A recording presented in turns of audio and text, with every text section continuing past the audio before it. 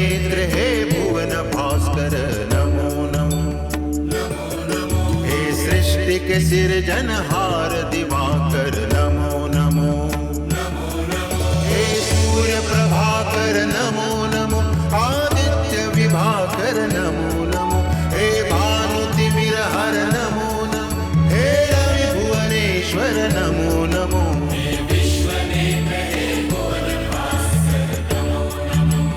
नमो नमो। सृष्टि के सिरजनहार दिवाकर नमो नमो। ओम सूर्याय नमो नमः। ओम सूर्याय नमो नमः। ओम सूर्याय नमो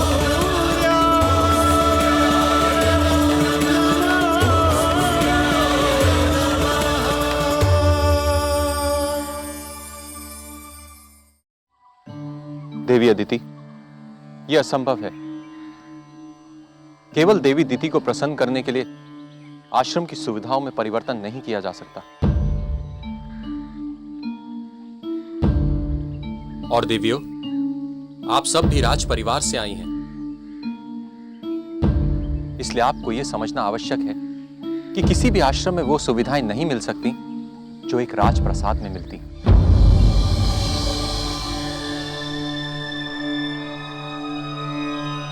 स्वामी, हमने तो ये सब सुविधाएं चाही ही नहीं। आज नहीं मांगी, परंतु हो सकता है कि कल आप में से किसी के मन में वो विचार आए जो आज देवी दिति के मन में आया है। इसलिए मैं आप सबको यह समझाना आवश्यक समझता हूं कि आश्रम का अर्थ है एक ऐसा स्थान जहां पाठ पूजा और ज्ञान प्राप्ति की साधना की जा सके। विलास सामग्री साधना में बाधक होती है। जिन्हें सादा जीवन पसंद नहीं, उनके लिए बड़े बड़े नगर होते हैं, वहां जैसे चाहें वैसे रहें। किंतु आप लोगों से यही प्रार्थना है कि इस आश्रम को नगर बनाने की चेष्टा ना करें।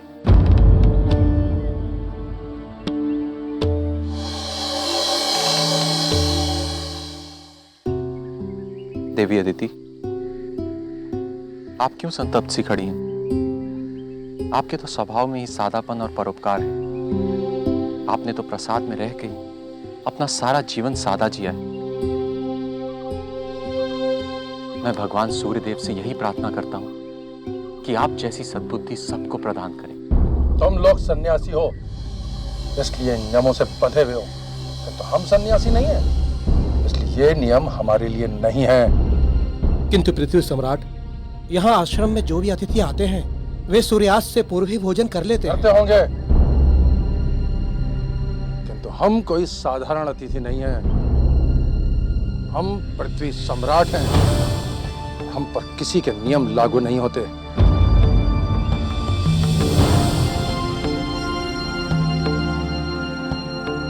और हाँ, हमारे लिए खाने योग्य भोजन की व्यवस्था करो। हम ये साधारण भोजन नहीं करते। जाओ।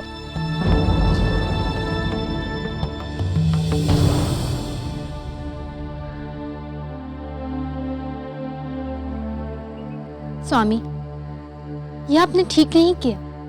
हम यहाँ अतिथि हैं और अतिथि होने के नाते हमारा ये कर्तव्य है कि यजमान के रीति रिवाजों का सम्मान करें और वो हमारे लिए जो भी भोजन का प्रबंध करे हम उसे चाव से खाएं। तो क्या यजमान का ये कर्तव्य नहीं? वे अपने अतिथि की सुख सुविधा का ध्यान रखे। क्या महर्षि अत्रि को यह पता नहीं कि उनका अतिथि पृथ्वी सम्राट है?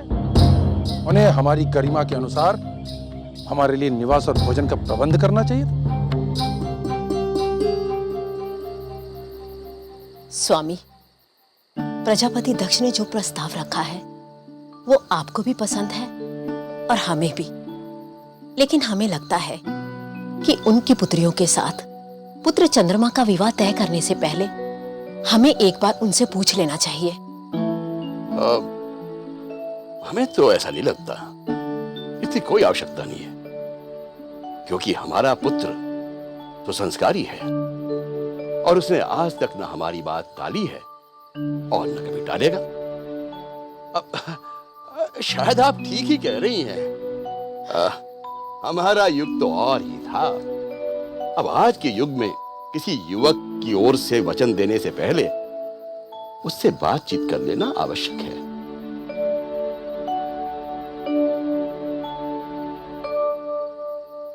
पुत्र चंद्र,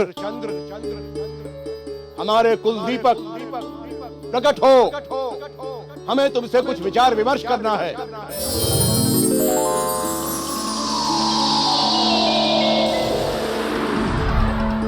आयुष्मान भव, यशस्वी भव। पुत्र चंद्र, शायद तुम्हें ज्ञात हो कि प्रजापति दक्ष अपनी 27 कन्याओं का विवाह तुम्हारे साथ करना चाहते हैं। ये प्रस्ताव लेकर वो हमारे पास आए हैं।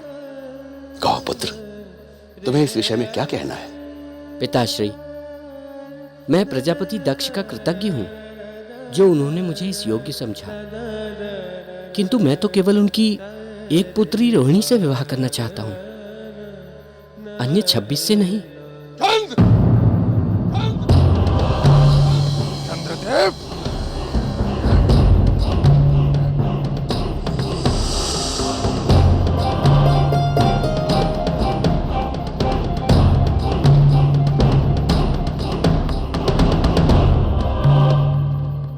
प्रजापति दक्ष, इस समय आप यहां? आइए, भीतर आइए। बहुत अपमान हो चुका हमारा। अब क्या और अधिक अपमान कराने के लिए भीतर आए हम? चंद्रदेव, हम तो आपको संस्कारी युवक समझते थे, आज पता चला कि आप तो कुसंस्कारी हैं। अपने से बड़ों की आज्ञा मानना, उनका सम्मान करना आपने सीखा ही नहीं। आप इस योग्य नहीं कि कोई भी आपका सम्मान करे। प्रजापति दक्ष, मैं आपके बड़े होने के कारण ही आपका सम्मान करने का प्रयत्न कर रहा हूं, किंतु आप तो मेरे ही घर में मेरा अपमान कर रहे हैं। कहीं ऐसा ना हो कि मुझे भी। बस करो पुत्र, बस करो, मत भूलो प्रजापति दक्ष हमारे अतिथि हैं। और तुम्हारे होने वाले ससुर भी। इनके साथ किसी भी प्रकार की अभद्रता नहीं होनी चाहिए। क्षमा चाहता हूं पिताश्री, क्षमा कीजिए प्रजापति दक्ष। किंतु पिताश्री, प्रजापति दक्ष के प्रस्ताव पर अब तक कोई निर्णय हुआ नहीं है। हमने कुछ समय पहले ही अपने योग बल से तुम्हारे भविष्य के बारे में जानकारी प्राप्त की है, और उसमें हमने स्पष्ट रूप से देखा कि इनकी 27 कन्याओं का विवाह तुम्हारे साथ होना विधि का विधान है। इसीलिए तो हमने कहा पुत्र कि प्रजापति दक्ष तुम्हारे होने वाले ससुर हैं। इसका अर्थ यह है कि मुझे इनकी 27 कन्याओं से एक साथ विवाह करना होगा? तुम्हारे प्रारब्ध में तो यही लिखा है पुत्र।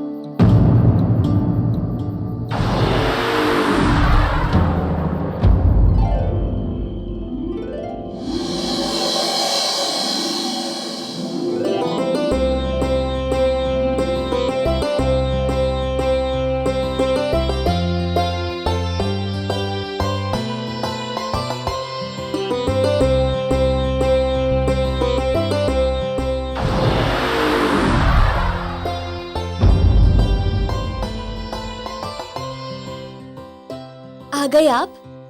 बहुत प्रतीक्षा कराई आपने। आप उदास क्यों हैं? देवी रोहिणी, आपके पिताश्री चाहते हैं कि मैं आपके साथ साथ आपकी 26 बहन से विवाह कर लूं, किंतु मैं तो आपसे प्रेम करता हूं और आपसे विवाह करना चाहता हूं। प्रियतम, आप धन्य हैं। साधारण पुरुष मेरे पिता की बात सुनकर प्रसन्नता से फूले नहीं समाते, किंतु मैं जानती हूँ आपका प्रेम मेरे लिए सच्चा है, और मैं ये भी जानती हूँ कि आप मेरे अतिरिक्त किसी और स्त्री के विषय में सोच भी नहीं सकते, भले ही वह मेरी बहन ही क्यों ना हो। किंतु मेरे पिता ने भी ये ठान लिया है कि वे हम सब बहनों का विवाह एक साथ ही करेंगे। अब हम दोनों का मिलन तभी हो सकता है जब आप मेरी इन सभी बहनों से विवाह के लिए हाँ कहें। यदि हमारा मिलन होना है तो मुझे आपके पिताश्री की बात माननी ही पड़ेगी। ठीक है, मैं उन्हें हाँ कह के आता हूं।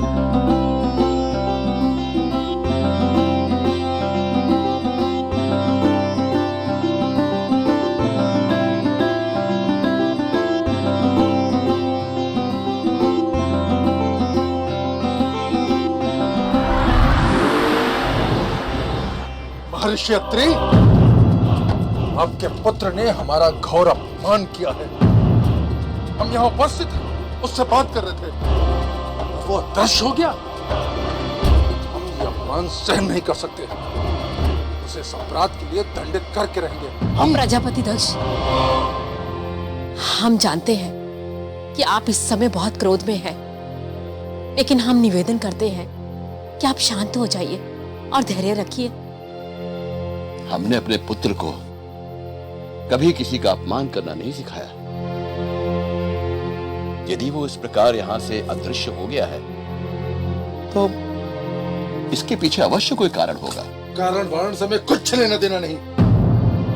हम केवल इतना जानते हैं कि हमारा अपमान हुआ है, हम उसे दंडित करके ही रहेंगे। हम चंद्रदेव को श्राप देते हैं। स्वामी, हम यहाँ अतिथि हैं। यदि यहाँ किसी से कोई भूल हो भी जाए तो हमें चाहिए कि हम उस ओर ध्यान न दें। महारानी वीरणी, हमें नीति मत पढ़ाइए। हम जानते हैं कि हम क्या कह रहे हैं और क्या कर रहे हैं। हम उसे सम्राट के लिए दंडित किए बिना नहीं रहेंगे। महारानी वीरणी को मेरा प्रणाम।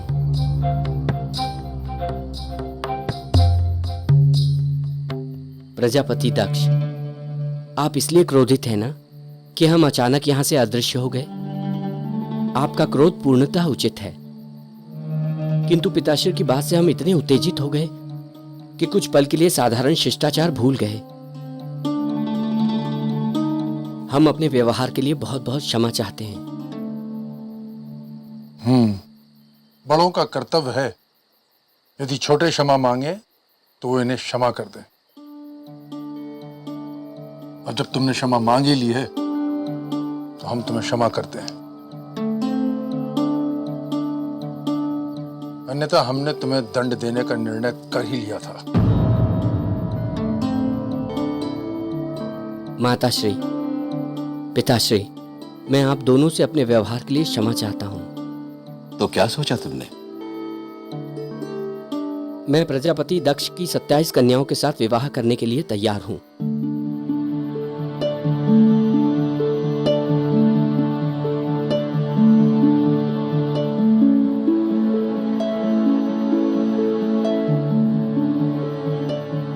पुत्र चंद्र, हम जानते हैं कि तुम रोहिणी से बहुत प्रेम करते हो,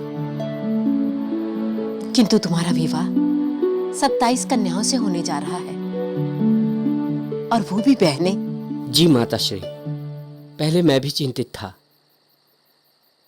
किंतु देवी रोहिणी से चर्चा के बाद मैं निश्चिंत हो गया हूं। ये तो बड़ी अच्छी बात है पुत्र, पर हमारी एक बात सदा याद रखना, तुम्हारे जीवन में तुम्हारी सभी पत्नियों का स्थान एक समान रखना। जरा भी भेदभाव हुआ तो समस्याओं का कारण बन सकता है। जी माताश्री, मैं ध्यान रखूंगा, किंतु अभी आप मुझे चंद्रलोक लौटने की आज्ञा दें।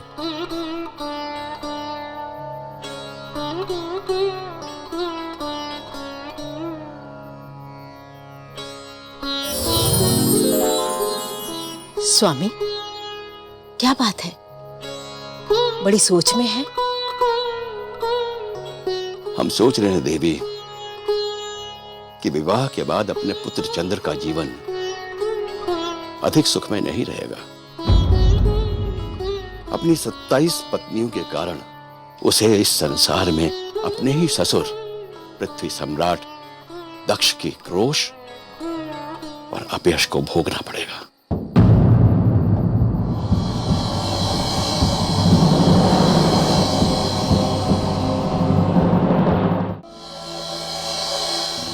महामंत्री ने तो कहा था कि पिताश्री शीघ्र ही आ जाएंगे, परंतु वे अब तक नहीं आए। न जाने कहाँ रह गए हैं। और अब उन्हें क्या आवश्यकता है किसी के आश्रम में जाने की?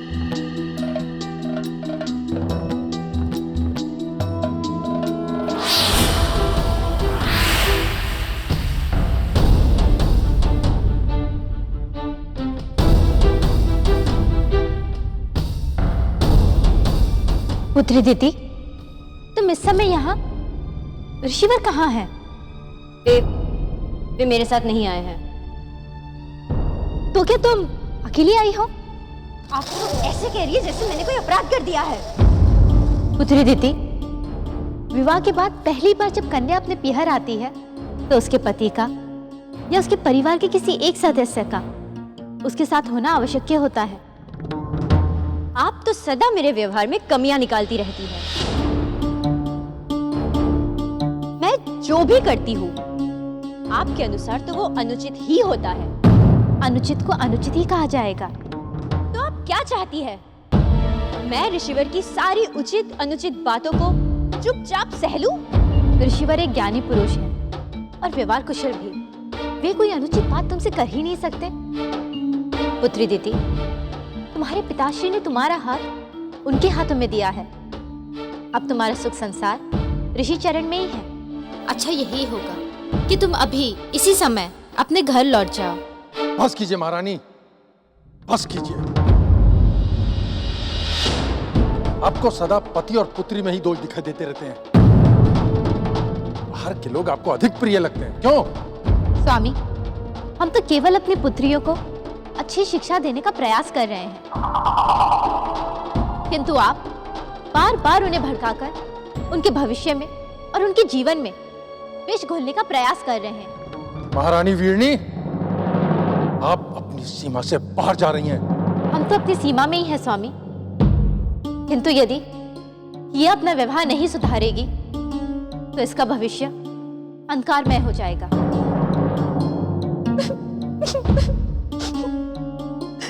पिताश्री, मेरी इस दुर्दशा की उत्तरदायी वो दुष्टा कुलघातिनी अदिति ही है।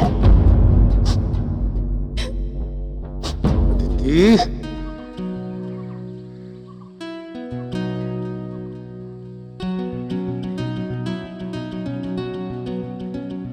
देवी अदिति, आप सचमुच धर्मपरायण और कर्तव्यपरायण नारी हैं। पृथ्वी सम्राट दक्ष की पुत्री होने के बाद भी आपने स्वयं को इस आश्रम में इस प्रकार ढाल लिया मानो आप सदैव आश्रमों में ही रही हैं। पति सेवा के सारे आदर्श आपने चित्तार्थ कर दिए देवी। हमें प्रसन्नता हुई ऋषिवर। ये तो हमारा सौभाग्य है कि हमें आपकी सेवा करने का सौभाग्य प्राप्त हो रहा है। मेरा आपको आशीर्वाद है देवी कि आप जल्द ही तेजस्वी, वीर और गुणवान पुत्रों की मां बनेंगी।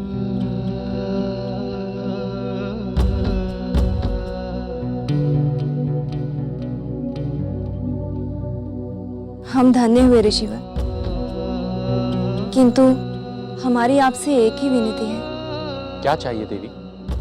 ऋषिवर, हमारी विनती है कि आप दीदी को क्षमा करके इस आश्रम में वापस बुला लीजिए। आपके सरल स्वभाव की प्रशंसा करनी होगी देवी। देवी दीदी ने आपका कितना अपमान किया, किंतु फिर भी आप उनका भला सोच रही हैं। किंतु देवी दीदी स्वयं यह आश्रम छोड़कर गई थी और उन्हें स्वयं इस आश्रम में लौट कर आना होगा।